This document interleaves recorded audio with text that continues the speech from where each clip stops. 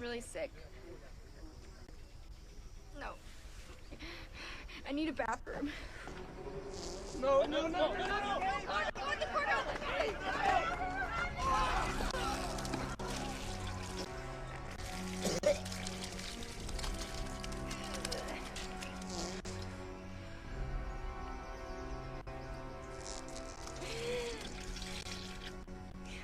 I'm so sorry, guys. What the fuck are you doing? If we don't want to end up like the others, you'd be wise to do the same.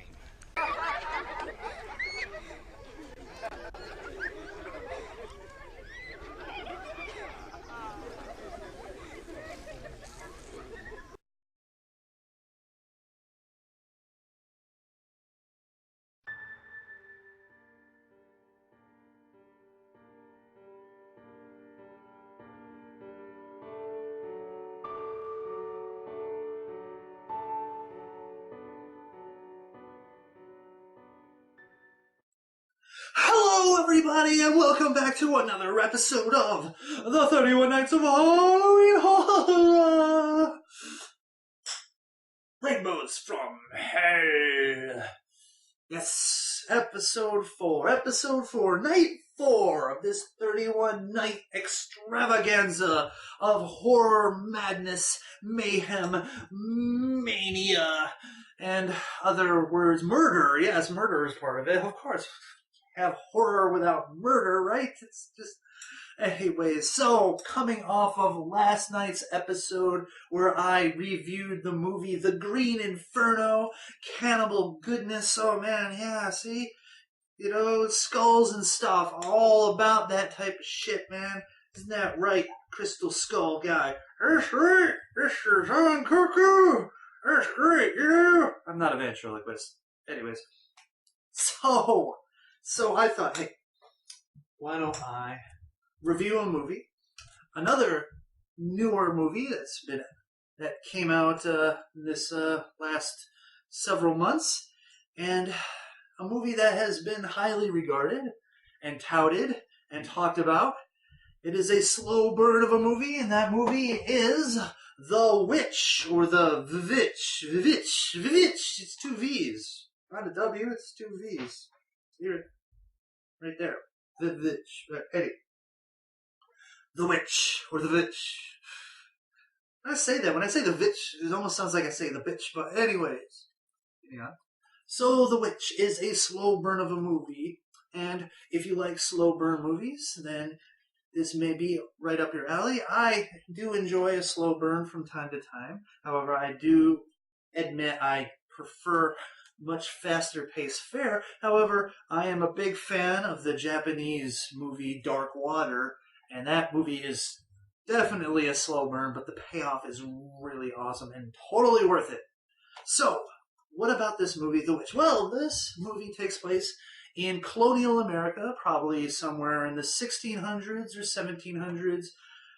There is a man and his family. He's a very religious man, probably more religious than some would guess in a colonial area, which with the Puritans and stuff seems kind of remarkable, but he is come into disfavor with the rest of the village in which he lives because of his overzealousness for the Bible, and therefore he is exiled because he's preaching the wrong gospel, or to him, they're not listening to the right gospel. Anyways, he is exiled from that community. So he takes his family and he sets forth into the wilderness to find himself a nice plot of land to create his own farm and live there in the glory of God forever and ever.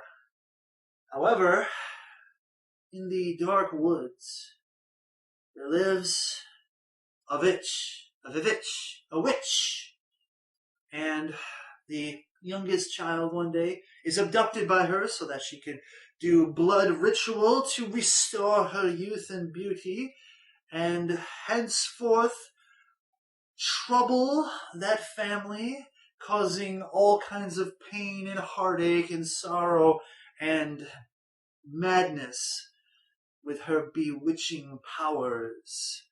And this family, first of all, having to move from their home and start up a new farm. And of course, the farm is not producing what should be, and they have to try to hunt and trap for extra food because it's not going to be enough to sustain them. So you've got that struggle, along with the fact that the youngest child has been taken, what once thought was a wolf that took the child. And then you have the struggles of having an elder daughter who is coming of age, a young man before, or just probably starting to enter puberty, and some creepy twins, and a family that is starting to slowly unravel and fall apart. So, of course, ripe pickings for evil. And that's basically what the movie is that they lose the kid, and they're struggling to make things, make it in this world, and they have to deal with the grief and the realities of a harsh life, and with that in the background, some evil witch bewitching them and causing chaos. So, I don't want to go too much into the plot because that's the whole point, is to watch and experience and witness everything unravel. And unfortunately, going through many plot points in this movie would be, destroying what makes the movie work. And it's a slow burn, it's eerie, it's creepy, it crawls because it wants you to be there in every moment and to be watching everything and looking for everything. There is a general unease and tension throughout this film, and it demands your attention, which is great because slow burns can easily turn into boring watching type of movies where you're like, is it over yet? Come on, something happened. So kudos to this movie for doing such, and that's really the main thing about this movie is the atmosphere, the sense of dread, the I don't know what's going to happen next, what's going on, how are they going to deal with these situations. And honestly, the witch character is so, she's basically not really in the movie, except for a couple scenes. Honestly, I would say 1% of the movie the witch is in there, but that presence and that idea that you get from the first part where we meet her is that what's she gonna do? What's happening? What's going on? What's the deal? And everything from the creepy twins to the way they talk in the sort of colonial, I want to say old English, but thou willeth cometh thou, thine wrath be upon thee, or lay with down forth stream. I don't know what I'm talking about. Anyways, all kind of adds to that whole gloom. Obviously, it was shot, hopefully, the purpose of it being overcast all the time, so that you don't get any bright sunshiny days. After all, it is getting close to the fall, I would believe, because they're talking about, making it through the winter and things like that. So the whole tone and everything put in this movie was well put together to create this dread and this fear and this unknowing. So let's get to those scores. Violence and gore, it's a 1 out of 5. There is not a lot of violence in there. There is a couple scenes, however, nothing really graphic. And like I said, it's not a lot, just a couple. And so I can't really give it a high score for that. So only a 1 out of 5.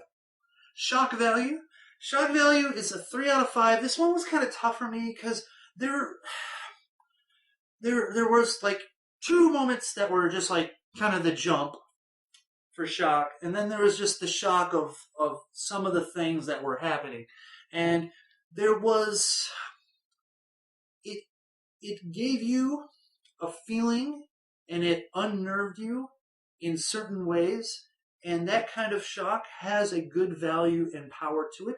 However, it wasn't as, I guess you would say, pervasive throughout the entire film, as well as the mood was, and the sense of dread, and the shock moments sort of just kind of come and go and then wear off, but they did still have some power and some presence within the film, and therefore I gave it kind of a higher score than I normally give movies that do the similar type of thing amount-wise. So I'm giving it a 3 out of 5. Then we get to the acting, and like I said, I'm not some professional guy who can just go and the acting.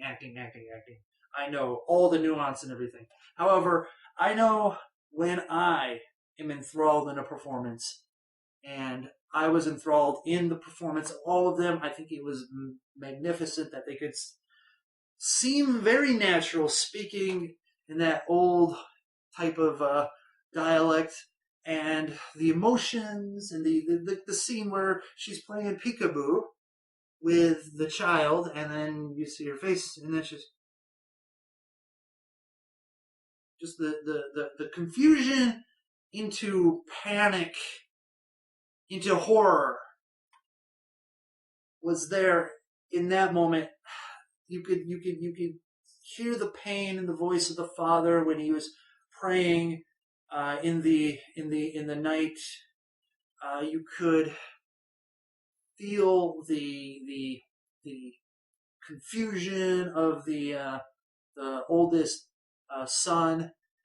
It was an overall wonderfully acted film, in my opinion, and I'm giving it a 5 out of 5 for that, because there wasn't any part in that movie that I thought was just overacted, underacted, dead. I felt the emotion. Even like the twin kids, they pulled off the creepy. If that wasn't what they were going for, then maybe then it's a fail. But they pulled off the creepy and mischievous and childish, this that I guess should be, part of childhood anyways. But anyways, I enjoyed all the acting, so 5 out of 5. Now we get to the plot. Now the plot, I give it 3 out of 5. Basically, the plot is really simple and straightforward. But what I don't like about what happened in this movie is the ending and some of the questions that arise. And I know maybe that was on purpose, that there could be some questions, but I needed some more type of resolution, a little bit of context, because at the end you're like, well,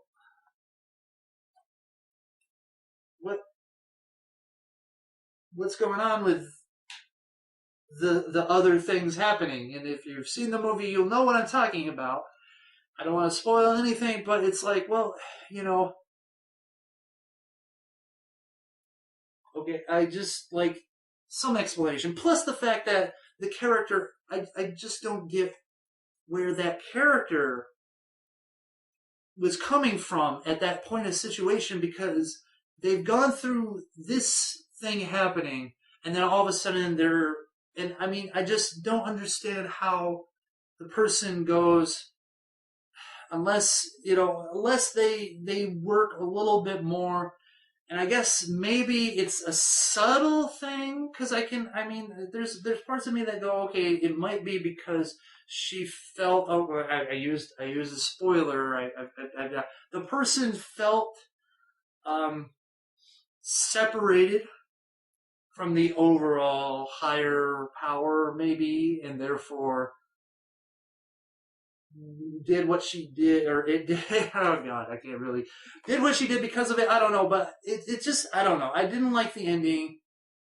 I thought I wanted more context, and I wanted a little bit more resolution. You can still be mysterious and still give us some kernels, because, yes, I know, thinking about the movie is part of the brilliance, but I still do want a little bit more out of it, and therefore I couldn't give this plot higher score than 3 out of 5. I'm sorry, that's me, that's my personal opinion. You may loved it the way it was, and that's great, but just for those who want everything to have a clean resolution toward the end, well, you're going to be very disappointed by this film. So, plot 3 out of 5. We're going down to Nudity now. Nudity, this one's weird. I'm giving it a 1 out of 5. Toward the end, there's a lot more.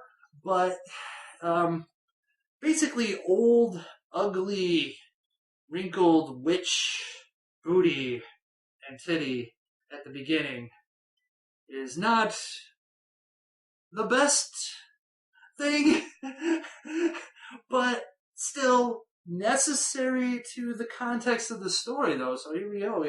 We don't have superfluous nudity. We have actual plot relative nudity. So hey, kudos for catching that stuff in there.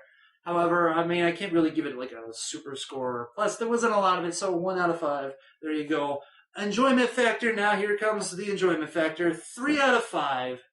It's a solid movie, but I did want more information. And to me, a whole lot of nothing happens in this movie. And I know it's part of the plan, but there could have been something. A little bit more of the actual witch, maybe a little more context about what's happening at the end.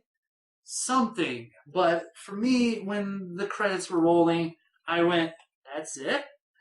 And unfortunately, if that happens, I cannot give it a higher score than I have, because that's my initial reaction. And sure, maybe watching it over and over again, I can change my view and watch it with more context. The problem is, when you have that immediate reaction, like that's it, there's a good possibility that you won't actually go back and revisit something, and that's a bad situation. And so a strong movie will have you wanting more, and for the right reasons. And unfortunately, for me, this did not quite do the job. However, when the VVitch 2 comes out, which probably never will, but whatever. I mean, it could technically be a sequel. I mean, the way it ended, there could be a sequel. Anyways, 3 out of 5, and my overall impression is also a 3 out of 5. Just the problems I had with the plot and some of the pacing issues. Unfortunately, I mean, I wanted to give it like a 4 because the pretentious, snobby part of me wants to go, yes, it is a brilliant masterpiece of horror, new horror, and unfortunately, there was something, just like last movie, the Green Inferno, there was just something missing. And I know what was missing in this one was a little bit more context. You can become too subtle sometimes. And okay, maybe I'm dense and you need to hit me over the head with it, but it's a good movie. Don't get me wrong. It's a good movie. It's a good movie. It is by far one of the better horror movies that came out in the last couple of years. However, it's not the great masterpiece that some people make it out to be. So don't get any, don't hype it up too much if you haven't watched it, but you want to watch it. You have to realize it's going to be a slow burn. You have to realize it's going to be subtle, very subtle. And you have to realize that the ending is going to be a little bit out of left field. At least in my mind, it felt weird. So, anyways, but what's really great about the movie is, though, it's based on folklore and actual, historical musings on the whole witchcraft thing back in those days. So, of course, that line at the end of the movie could have probably also been a bunch of smoke being blown up my ass, but hey, I'm going to give it the benefit of the doubt. Anyway, so there you have it. That average score is a 2.7 out of 5. The Witch, I say it is worth checking out, especially if you're a horror fan and you like slow burn. Like I said, it's not a bad film. It's a good film. It's a good horror movie. It's just not super great, super excellent. So there you have it. My opinion, my thoughts, my review of The Witch. and tell me what you think in the comments so far. No one's really been saying anything in the comments of any of these videos. I don't know if anyone's really even making it toward the end, so who knows? I could have just been saying all this stuff for nothing. But Excelsior! Know what I mean? You guys all know what I mean. So, please, tell me what you think. Have you watched The Witch? I want to know your opinions on this, because part of this whole thing is to start a conversation about the movies. See, what your side view of the movies are, including The Green Inferno, Tenebrae, God, my goodness, Tenebrae, Ash vs. Evil Dead, please. And if you want, just put stuff in the comments. Let's get the conversation rolling. Because I am interested. Maybe I missed something. Maybe I changed your mind about something. Maybe I inspired you to go watch one of these things. I don't know. But anyways, I know it's too much for me to ask that stuff. I shouldn't be asking you guys to do that. But if you can, please leave a comment. Tell me what you think.